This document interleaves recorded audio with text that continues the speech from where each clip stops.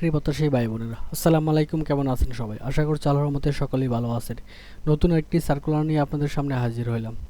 সার্কুলারটি হলো গণপ্রজাতন্ত্রী বাংলাদেশ সরকার কাস্টমস হাউসে নিয়োগ বিজ্ঞপ্তি প্রকাশিত হয়েছে। সার্কুলারটি প্রকাশিত হয়েছে 29/3/2024 তারিখে।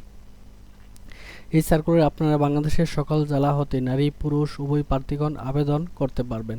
এই সার্কুলার কিভাবে আবেদন করবেন, আবেদন ফি কত টাকা, বিস্তারিত A to Z এই ভিডিওতে তুলে ধরার চেষ্টা করব। সো ভিডিওটি না টেনে শুরু থেকে শেষ পর্যন্ত দেখতে থাকুন। মূল ভিডিও আলোচনা করার পূর্বে আপনাদের কাছে ছোট্ট একটি রিকোয়েস্ট থাকবে।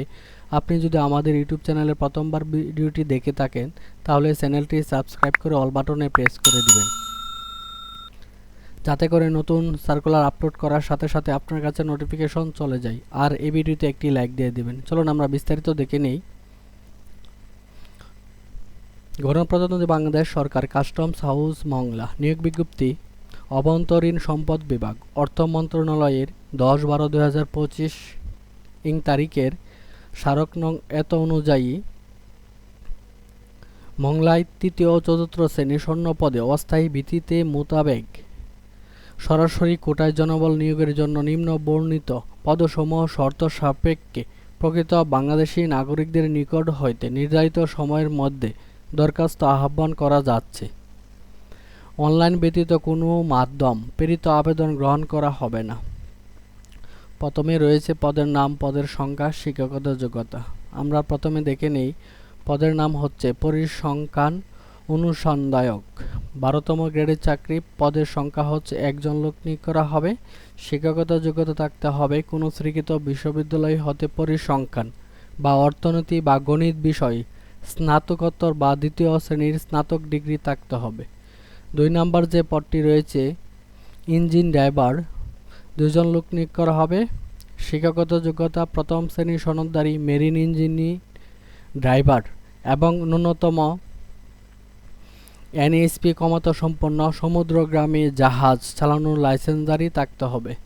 3 নম্বর যে পদটি রয়েছে ML ড্রাইভার, 2 জন লোক নিয়োগ করা হবে। শিক্ষাগত যোগ্যতা থাকতে হবে মেরিন ইঞ্জিন ড্রাইভার, ইনল্যান্ড এর দ্বিতীয় শ্রেণী সনদপ্রাপ্ত হতে হবে।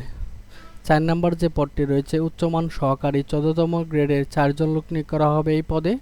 শিক্ষাগত যোগ্যতা থাকতে হবে কোনো স্বীকৃত বিশ্ববিদ্যালয় হতে দ্বিতীয় শ্রেণী বা সমমান CGPA-তে স্নাতক বা সমমানের ডিগ্রি থাকতে হবে।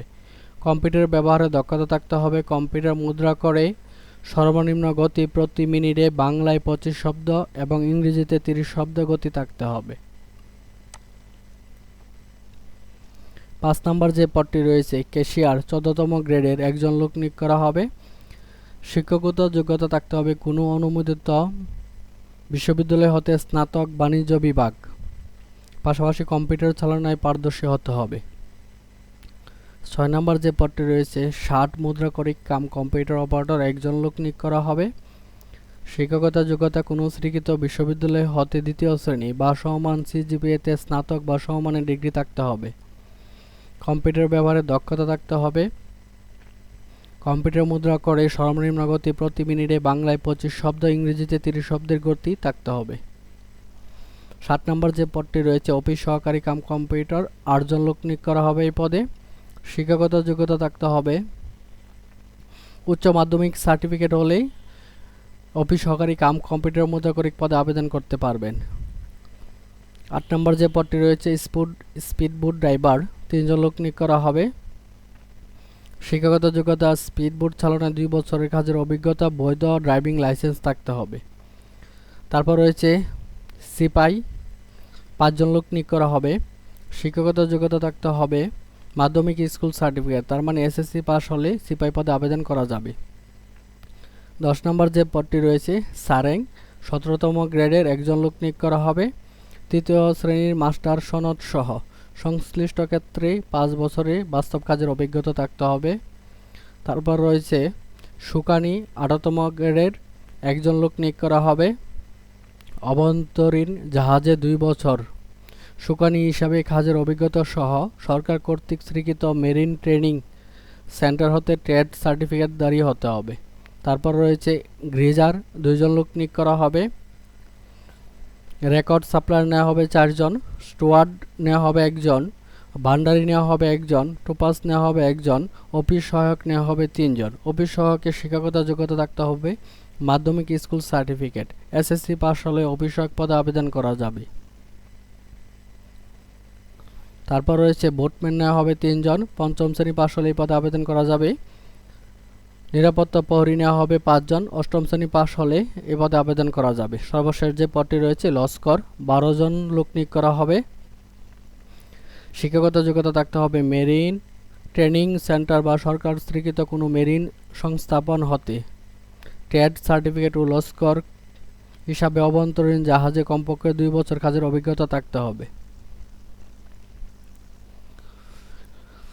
আবেদনের নিয়মাবলী, আপনারা কিভাবে আবেদন করবেন, এখানে একটি লিঙ্ক দেওয়া আছে mch.teletalk.com.bd। আপনারা উক্ত ওয়েবসাইটে গিয়ে আবেদন সাবমিট করে নেবেন। আবেদন শুরুর তারিখ হচ্ছে 1/4/2026 সকাল 9 ঘটিকা হতে আবেদনের শেষ তারিখ 30/4/2026 বিকাল 4 ঘটিকা পর্যন্ত। উক্ত সময় সীমার মধ্যে আপনাকে আবেদন করে ফেলতে হবে। আবেদনের জন্য প্রয়োজন হবে 1 কপি ছবি ও 1 কপি সিগনেচার। ছবির মাপ হতে হবে 300x300 পিক্সেল, সিগনেচারের মাপ হতে হবে 300x80 পিক্সেল। আবেদন ফি কত টাকা? এখানে দেওয়া আছে যে 1 থেকে 2 নং ক্রমিকের জন্য আবেদন ফি হচ্ছে টেলিটক চার্জ সহ সর্বমোট 168 টাকা। 3 হতে 8 নং পদের ক্ষেত্রে টেলিটক চার্জ সহ সর্বমোট 112 টাকা। 9 থেকে 20তম পদের ক্ষেত্রে টেলিটক চার্জ সহ 56 টাকা টেলিটক সিমের মাধ্যমে আপনাকে প্রদান করতে হবে। এই ছিল কাস্টম সার্কুলারের বিস্তারিত। এই সার্কুলার নিয়ে কারো কোনো প্রশ্ন থাকলে অবশ্যই কমেন্ট বক্সে জানাবেন। ভিডিওটি আজকের মতো এখানেই শেষ করছি। আসসালামু আলাইকুম, আল্লাহ হাফেজ।